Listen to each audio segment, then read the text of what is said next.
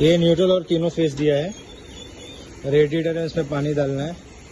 Engine है, इसमें oil डालना है। अभी है ऑयल।